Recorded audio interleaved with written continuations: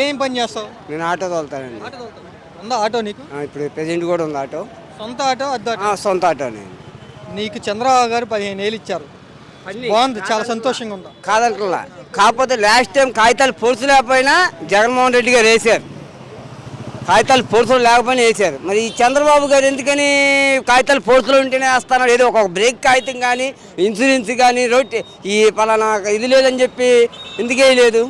ఒకళ్ళ seat cover బాగోకపోయినా సరే break చేయలేదు తెలుసా చంద్రబాబు నాయుడు గారి ప్రభుత్వంలో. ఇప్పుడు అదే జగన్మోహన్ రెడ్డి గారి ప్రభుత్వంలో ఏది ఇది లేకపోయినా కాగితం ఏ కాగితం పొడిచి లేకపోయినా వేసాడు 10,000 రూపాయలు. మీకు 10 ఏళ్ళు ఇచ్చి పిండేసుకున్నాడు మిమ్మల్ని. ఒక చేత్తో ఇచ్చి ఇంకో చేత్తో జగన్మోహన్ రెడ్డి లాగేశాడు.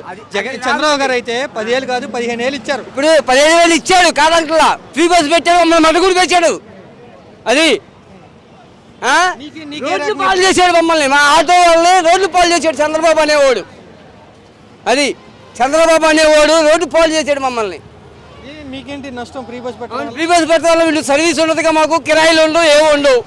మరి ఫ్రీ బస్ పెడితే అందరూ ఆడవాళ్ళు అందరూ ఫ్రీ బస్ ఎక్కుతారుగా, మిగతా వాళ్ళు ఉన్నారు కదా ఎక్కడ బాయ్స్ ఎక్కుతారండి. బాయ్స్ అంటే పాసులు ఉంటాయి, బస్సు పాసులు ఉంటాయి, కాలేజీ పిల్లలకి వాళ్ళకి 10 పాసులు ఉంటాయి.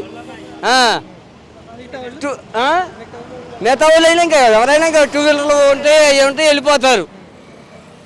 ఫ్రీ బస్ లేకముందు మూలాల మాకు ఆయన ఇచ్చిన 15,000 గురించి జగన్ ఇచ్చిన 10,000 అని కాదండి, మాకు ఫ్రీ బస్. ఇప్పుడు అదే జగన్మోహన్ రెడ్డి గారు పెట్టవచ్చుగా ఫ్రీ బస్సు. ఎందుకు పెట్టలా? అప్పుడే పెట్టేవాడు, పెట్టదలుచుకోలే, వద్దనుకున్నాడు.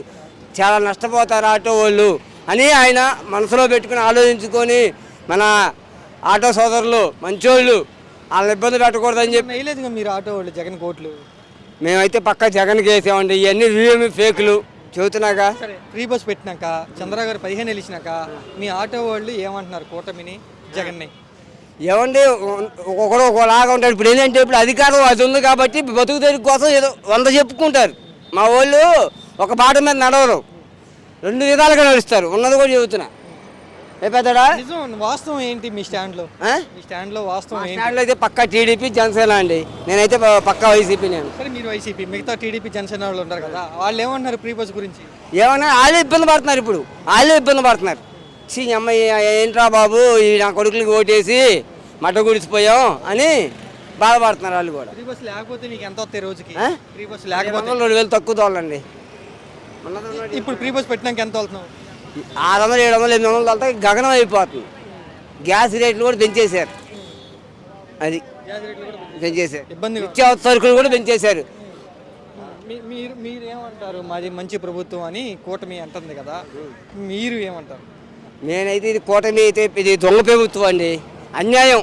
కూరగాయ కేజీ కొనాలంటే 70-80 రూపాయలు ఏదైనా. ఆయిల్ ప్యాకెట్ కొనాలంటే 170 రూపాయలు అలా ఉంది. మరీ దారుణం అండి.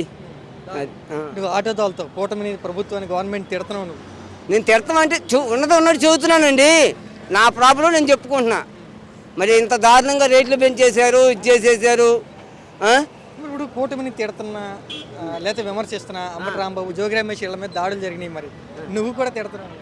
ఎవరిని? వాళ్ళని నేను మా వాళ్ళని నేను విమర్శించుకోను. మా వాళ్ళు మేము అధికారం ఉన్నప్పుడు మేము అంతా బాగానే చేసాం. అంబటి రాంబాబు, జోగి రమేష్ చంద్రబాబు గారిని విమర్శిస్తున్నారని ఇళ్ళ మీద దాడులు జరిగినాయి, మరి నువ్వు కూడా విమర్శిస్తున్నావు. ఇప్పుడు ఏంటి నీ పరిస్థితి? ఏమైంది? నా మీద కూడా దాడి చేస్తారు, వచ్చేయమనండి. నాది పడమట ఎన్టీఆర్ సర్కిల్, రమ్మనండి. మా అన్నయ్య కార్పొరేటర్ 14 డివిజను. అది నాకు ఇబ్బంది ఏం లేదు. భయం లేదు నీకు? నాకు భయం లేదు, దేనికైనా సిద్ధమే. ఎందుకు లేదు భయం నీకు? లేదు, నాకు లేదండి. నా పార్టీ కావాలి, జగనన్న కావాలి, దేనికైనా సిద్ధమే. అది.